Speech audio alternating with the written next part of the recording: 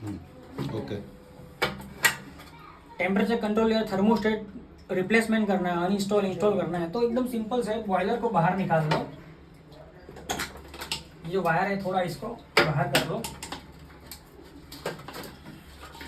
ये आपका पूरा का पूरा बॉयलर बाहर आ गया। और आप जानते हो कि ये फाइबर ग्लास है। ये फाइबर ग्लास को बहुत छूना नहीं, क्योंकि ये छूते ही हाथों में खुजली आती है, तो इसको ज़्यादा टच नहीं करना है, नहीं तो हाथ में खुजली आएगी, क्योंकि ये फाइबर ग्लास है। अब आप देख रहे हो जो हम टेम्परेचर कंट्रोल थर्मोस्टेट लेके आए हैं, सेम टू सेम यहाँ पे लगा हुआ है गीजर के अंदर।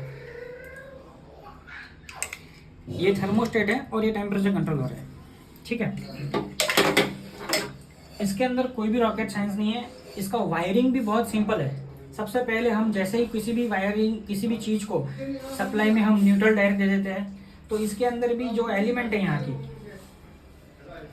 ये आप देख रहे हो, ये एलिमेंट है, ये मेन पावर कोड है, इसमें से न्यूट्रल डायरेक्ट दे रखा है, और ये इंडिकेटर को भी न्यूट्रल डायरेक्ट दे रखा है।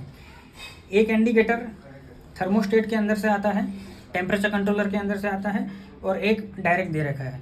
यानी एक एलईडी जब हम सप्लाई ऑन करते हैं जलता है, और दूसरा जब कट ऑफ पे जलता है, यानी कि वो हमें पता चले कि गीज़र की एलिमेंट चल रही है या बंद हो गई है ना, ताकि हमें पता चले कि गीज़र ऑन है, पानी हीट हो रहा है कि नहीं हो रहा है, वो इंडिकेट हो सके। इस तरीके से इसका इंडिकेटर बहुत सिंपल है। एक दो बार आप करोगे तो आपको सारा आइडिया आ जाएगा।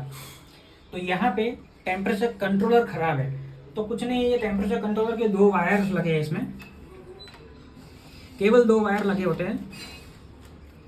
यहाँ से इसको रिमूव करना है, ये मैंने निकाल दिया। एक ये इंडिकेटर का है वाइट, और यहाँ से ये फेस, सिंपल है, ऐसे बाहर निकालना है। ये बाहर आ गया, ये बाहर आ गया। और ये टेम्परेचर कंट्रोलर नया, इसको इसके अंदर डाल दिया। है कोई रॉकेट साइंस? जैसे मैंने वायर खोला वैसे ही दोबारा वायर में लगा देता हूँ, जिस कंडीशन में लगाया। अगर आप नए हो, समझ में नहीं आता है, तो आप इसका डायग्राम बना सकते हो, आप लिख सकते हो, आप इसकी फ़ोटो खींच सकते हो। बहुत सिंपल है, कोई रॉकेट साइंस नहीं है, आप कर सकते हो।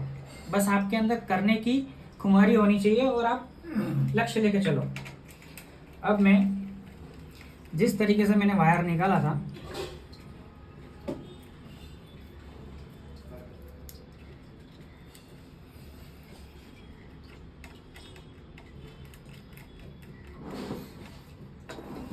दोबारा से उस तरीके से मैं वायर को जोड़ दे रहा हूँ। एक इंडिकेटर का था और एक जो थर्मोस्टेट से आ रहा था वो। तो सेम थिंग, जिस तरीके से मैंने वायरिंग खोला था, मैं दोबारा से उस तरीके से इस वायर को लगा दे रहा हूँ।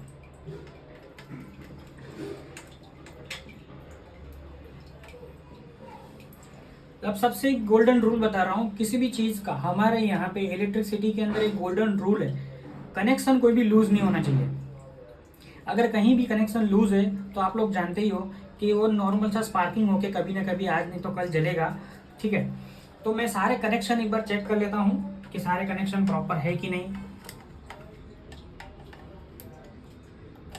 बढ़िया है एकदम।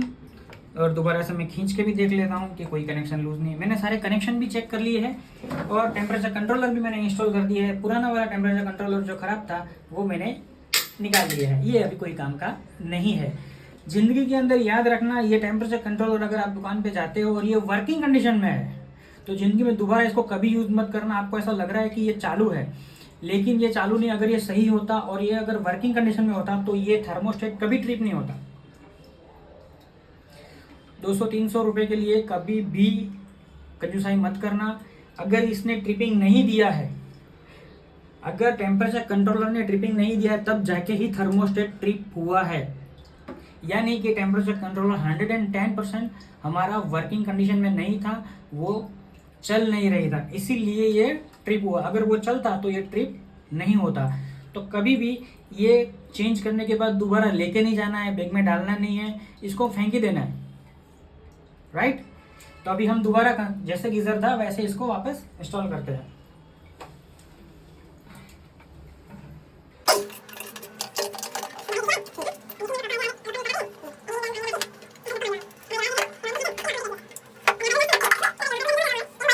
दोस्तों ये फाइबर ग्लास इसलिए लगाया जाता है। ये रुई है, रुई टाइप में दिखने वाला ये फाइबर ग्लास है। अगर ये आपकी बॉडी को यहाँ पे कहीं पे टच हो जाएगा तो खुजली आएगी, ठीक है। तो ये इसलिए लगाया जाता है ताकि इसकी जो हीट है वो बॉडी पे ना आए और बॉडी पिघल ना जाए, इसलिए लगाया जाता है। तो दोबारा जैसे ये रखा गया है वैसे इसको रख के दोबारा से ये इंडिकेटर है, इस इंडिकेटर को लगा के